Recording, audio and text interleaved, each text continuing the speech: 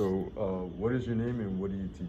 So I'm Miss Escobedo, and I teach AP Environmental Science as well as ninth grade biology. Okay, so we're gonna go straight on to the first question. What, according to you, is the biggest environmental threat we have today? At this point, I think it's the same as it's kind of always been. It's the amount of fossil fuels that we're using and combusting. And so I think that even though we are taking steps to move forward, that's still the biggest issue, is the amount of carbon dioxide that we're emitting into our atmosphere. Right, and how do you believe this threat can be overcome? Well, I mean, it's good now that we're back in the Paris Climate Agreement. So at least now we are taking strides to getting better at not combusting fossil fuels and looking at renewable energies. So I think that the word overcome is difficult because it makes it sound like climate change is always going to go away, right. Which it's not that easy to get climate change to reverse, but I think that we're making the right steps to make it better. To limit it? Yes. Okay. What inspired you to become an environmental science teacher? You know, I decided to be a biology teacher, actually. I didn't actually start teaching environmental science until 2 years ago. But in my undergrad, I had an environmental science focus, and so I did work a lot with like wetland ecology and stuff like that, like bringing back natural ecosystems that had been killed or deserted. Really? Yes, so I did that in San Francisco. So I've always been a fan of environmental science, but as a teacher in LAUSD, there's actually no environmental science classes for the younger kids. It's only AP. So actually, biology is like my first love when it comes to science.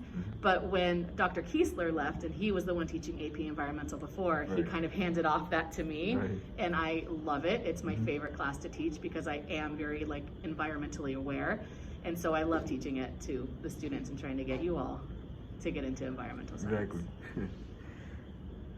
So, what advancements in technology can be done to improve our situation?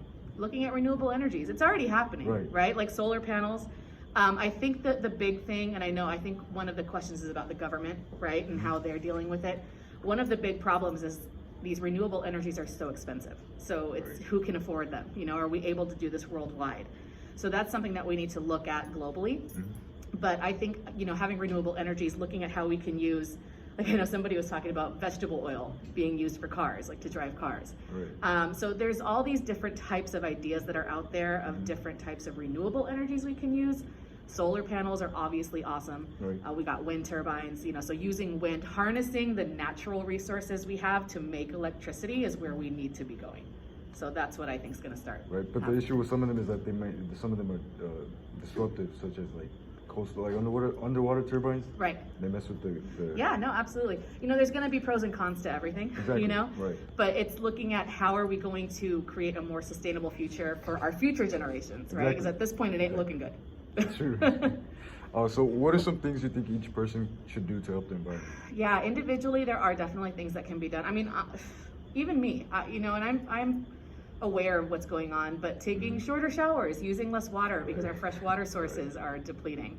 So little things like that, trying to ride a bike more often. If you're going short distances, walk instead of taking your car. Whatever we can do to lower our carbon footprint and to lower our carbon emissions is going to help immensely.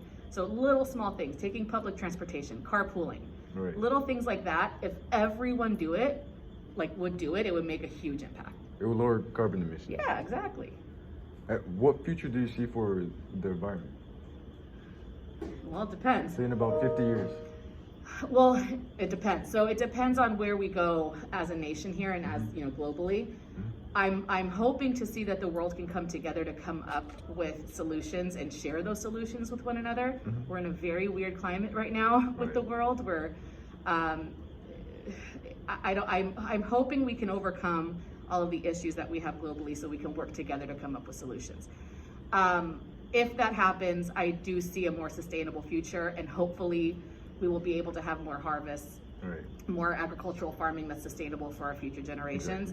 If we can't come together and figure that out, I am worried about our resources depleting in the next 50 years.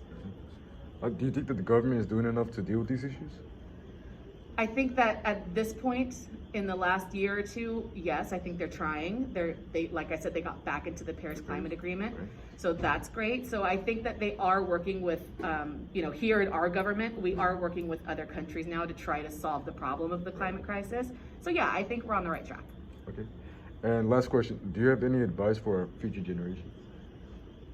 Just be aware, like do your research on the environment and how the environment is affected by every little tiny thing that we do, right?